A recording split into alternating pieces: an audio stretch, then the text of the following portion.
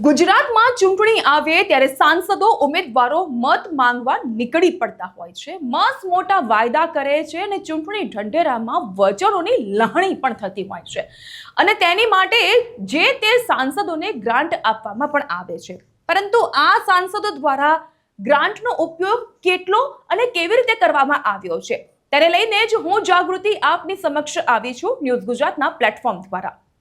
સંસદમાં તમે સવાલ ન પૂછી શકો તો કાંઈ નહીં, પરંતુ વિકાસલક્ષી કાર્યો માટે તમને જે ગ્રાન્ટ મળે છે તેને તો વાપરો. ગ્રાન્ટ વાપરવામાં પણ આળસ, કારણ કે કોઈ હિસાબ માંગનારું નથી ને એટલા માટે. જો કે રાજ્યમાં એવા પણ સાંસદો છે કે જેઓએ પ્રજાલક્ષી કાર્યો માટે ગ્રાન્ટનો સારો એવો ઉપયોગ કર્યો છે અને કેટલાક સાંસદોએ મગનું નામ મરી જેવડો માંડ ઉપયોગ કર્યો હશે. તો ગુજરાતમાંથી ચૂંટાયેલા 26 સાંસદ અને એ 26 સાંસદ દ્વારા કુલ 384 કરોડની ગ્રાન્ટમાંથી 82.47 કરોડ જ ખર્ચવામાં આવ્યા છે. સમજો તમે, 384 કરોડની ગ્રાન્ટ મળે છે અને તેમાંથી માત્ર ને માત્ર 82.47 કરોડ જ વાપરવામાં આવ્યા છે.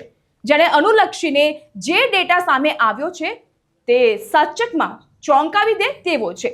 વિગતોમાં રાજ્યના સાંસદો તેમને મળેલી ગ્રાન્ટમાંથી 21% જ ઉપયોગ કરી શક્યા છે. ગુજરાતના સાંસદોમાંથી મળેલી ગ્રાન્ટમાંથી સૌથી વધુ રકમ ખર્ચવામાં ભરૂચના સાંસદ મનસુખ વસાવા સૌથી મોખરે છે. તેમણે મળેલી 14.70 કરોડની ગ્રાન્ટમાંથી તેઓના દ્વારા 5.75 કરોડ ખર્ચવામાં આવ્યા છે, એટલે કે તેઓએ 39.1% રકમનો ઉપયોગ કર્યો છે. તો પાટણના ભરતસિંહ ડાભી 37.94% સાથે બીજા ક્રમાંકે છે. અમરેલીના ભરત સુતરિયા 34.61% સાથે ત્રીજા ક્રમાંકે. નવસારીના સીઆર પાટીલ 33.83% સાથે ચોથા ક્રમાંક પર છે અને આ સાથે જ જૂનાગઢના સાંસદ રાજેશ ચુડાસમાએ 31.50% ગ્રાન્ટનો ઉપયોગ કર્યો છે, એટલે કે પ્રજાલક્ષી ગ્રાન્ટમાંથી જે મળવાપાત્ર રકમ હોય છે તેનો ઉપયોગ કર્યો છે વિકાસના કાર્યો માટે.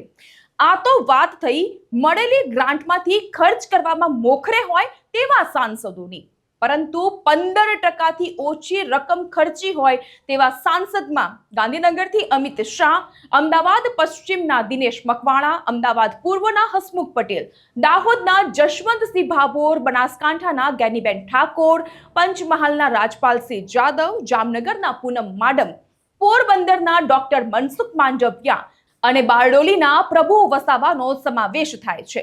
હવે તમે સમજી શકો છો કે કરોડોની ગ્રાન્ટ તો મળી રહી છે, પરંતુ એ ગ્રાન્ટનો પ્રજા પાછળ વાપરવામાં જે આળસ કરવામાં આવી રહી છે ને, એ આળસ આખરે ક્યારે દૂર થશે એ તો આપણને ખબર છે કે તેનો જવાબ ના છે, કારણ કે આળસ ક્યારે કોઈની દૂર થતી નથી અને એ પણ જો ઈચ્છા ન હોય તો ન જ થઈ શકે.